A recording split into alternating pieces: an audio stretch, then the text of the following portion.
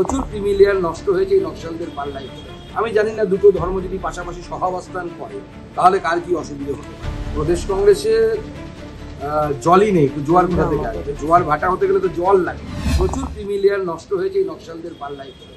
তাই আমার ছাত্রছাত্রীদের কাছে অনুরোধ থাকে, আপনাদের এই ট্যালেন্ট যদি দেশ সমাজ আপনার মা বাবা কারোই যদি কাজে না লাগে তাহলে এই এত পড়াশুনো করে কি লাভ? দেখুন, কেন্দ্র তো রাজ্যের এডুকেশন সেক্টরে হস্তক্ষেপ করতে পারে না। আমরা খুব বেশি হলে অ্যাডভাইজারি জারি করতে পারি।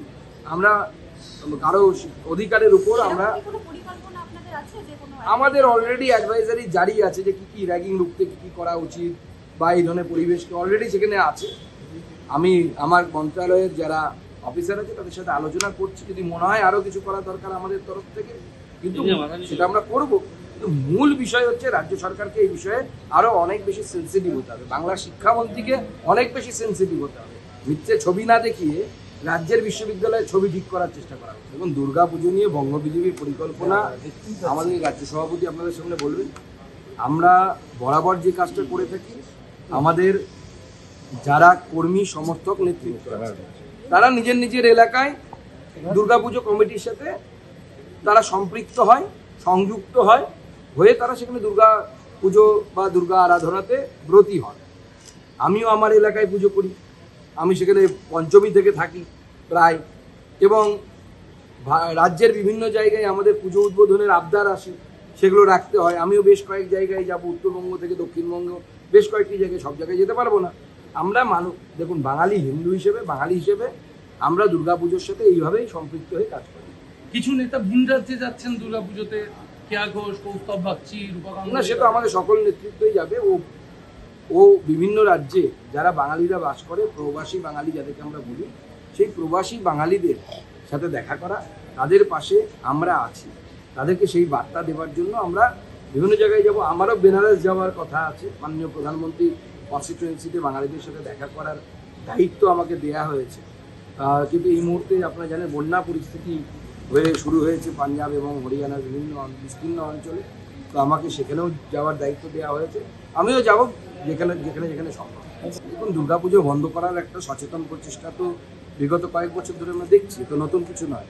এমনকি একবার আমাদের বিসর্জনও বন্ধ করে দেওয়া হয়েছিল অন্য একটি ধর্মের অনুষ্ঠান আছে। আমি জানি না দুটো ধর্ম যদি পাশাপাশি সহাবস্থান করে তাহলে কার কি অসুবিধা হতে পারে, কিন্তু মুখ্যমন্ত্রী সেটা বন্ধ করেছিলেন। তো এই ধরনের প্রচেষ্টা আছে। এখানে কেন বন্ধ হয়েছে আমরা এক্সাক্ট জানান, উচিত চেষ্টা করা যাতে জটটা খুলে সেখানে দুর্গাপুজো হয়। উদয়ন গুহ তিনি অভিভাবক শুরু বলছেন 2018-তে জিততে পারেনি তৃণমূল, আপনারা যদি বিজেপি আপনাদের সুখে যেতে থাকে তাহলে তাকেই ভোট দিন। দেখুন, উনি মনের দুঃখে বলছেন না মনের আহ্বানে বলছেন, বিবেকের দংশনে বলছেন, আমরা জানি না।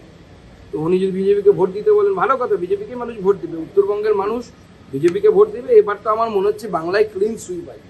একটু অপেক্ষা করুন, SIR হতে দিন। এই চোর ভোট যেগুলো ঢুকে আছে, চুরির ভোট আর কি, সেই চুরির ভোটগুলো বের হতে দিন। মৃত ভোটার, শিফটেড ভোটার, দু জায়গায় নাম, এই ধরনের নামগুলো যখন বের হয়ে যাবে, ভোটার লিস্ট যখন একদম পরিষ্কার হয়ে যাবে, তখন দেখবেন পুরো চিত্র পরিষ্কার। রাহুল গান্ধী আসছেন বাংলাতে, এমনটাই প্রদেশ কংগ্রেস সূত্রে জানা যাচ্ছে। রাহুল প্রিয়াঙ্কাকে এনে বাংলায় প্রদেশ কংগ্রেসে কোনো জোয়ার আসবে? প্রদেশ কংগ্রেসের জলই নেই, তো জোয়ার কোথা থেকে আসবে? জোয়ার ভাটা হতে গেলে তো জল লাগে, জলটাই নেই। তো ওটা ইররিলেভেন্ট। ওনারা এলেন কি এলেন না, ওই আমরা ছোটবেলায় অঙ্ক করতাম, যখন এমন মান আসতো আমরা ওটাকে ইগনোর করে দিতাম, ইগনোর করুন।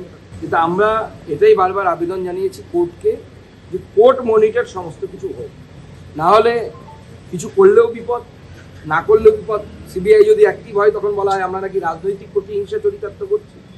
CBI যদি আপনাদের দৃষ্টিতে ইনঅ্যাক্টিভ হয় তখন মনে হয় যে না, কিছু সেটিং হয়ে গেছে। তো বিজেপি যাবে কোথায়, সরকার যাবে কোথায়? তো আমি সেই জন্য ED-CBI-কে বলবো তারা কোর্টের শরণাপন্ন হন, কোর্ট যা বলবে ED-CBI সেটা করাবে। কিন্তু এটা তো ফ্যাক্ট যে 6 জনের জীবন, জলজান্ত জীবন চলে গেল। তার কারণ হচ্ছে কোনো বৈধ উপায়ে রোজগারের কোনো জায়গা পশ্চিমবঙ্গে নেই। গত কয়েকদিন আগে আপনারা নিশ্চয়ই দেখেছেন, নেপাল থেকে একজন পরিযায়ী শ্রমিক আলিপুরদুয়ারে তিনি ঢুকতে পারছেন না, তার আধার কার্ড, অরিজিনাল আধার কার্ড নেপালের ঘটনায় পুড়ে গেছে বলে। তো তিনি নিজেই বলছেন যে আমাদের রাজ্যে রোজগার নেই, আবার হরিয়ানা অথবা দিল্লি যেতে হবে। এটা বাস্তবিকতা বাংলা।